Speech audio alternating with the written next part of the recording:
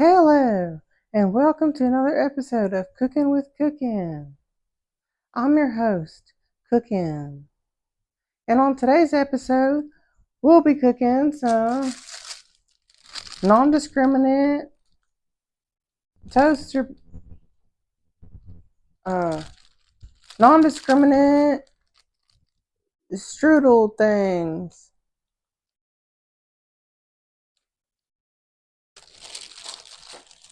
And so the first step, we're going to open these up and prepare them.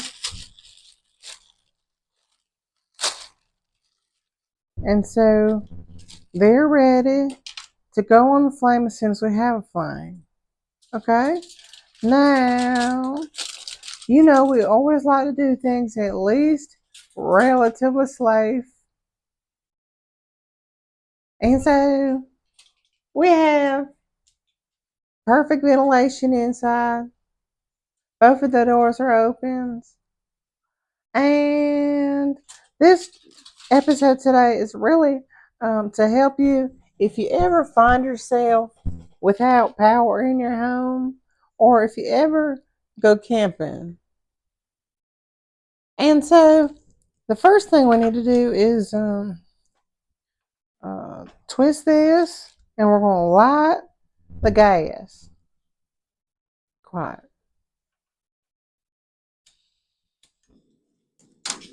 And so we got the gas going.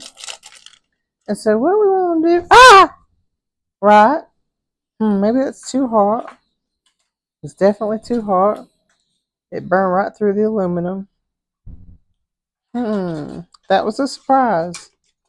That was a surprise. Let's try it just again for a second and see if anything different happens. It still seems to burn straight through the aluminum. We're not going to use the aluminum, apparently. It's too hot. And so we're going to switch up our point of attack altogether. And one thing that is always handy are some tongs. You guessed it. And so you just want to make sure that you hold it like kind of like high enough, because you don't want to what do you call it? You don't want to inject too many of the fumes, I suppose. At the same time, you do want to toast it up. And so we might open up this flame a little bit. Get this bitch real hot.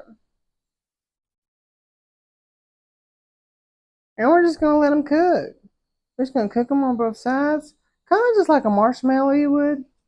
Kind of like the way that you would do a marshmallow. Something tells me don't really put it down on there. What's the worst that could happen? All we can do is find out. All we can really do is find out. And I love what the crew is doing with the lighting effects today. We're just going to let them cool off for a minute. We might put them back on in a minute.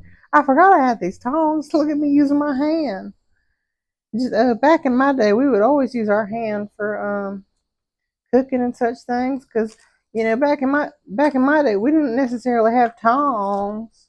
Might have had thongs, but that's not what we talk about. It's not for public discussion. And so I'm just picking up little crumbs, putting them back on a little plastic. Apparent everything's fine. It really is. Everything's fine. And this guy right here, the first one, he's pretty warm for the most part. This guy's a little bit warmer, I'll be honest. But we're just going to warm them both up. Get them nice and toasted. And so this is how you would do it if maybe you lost power. Maybe you went camping. You just rotate it around the same way that you might do like a rotisserie chicken. And so we're just going to take him off. We'll feel him.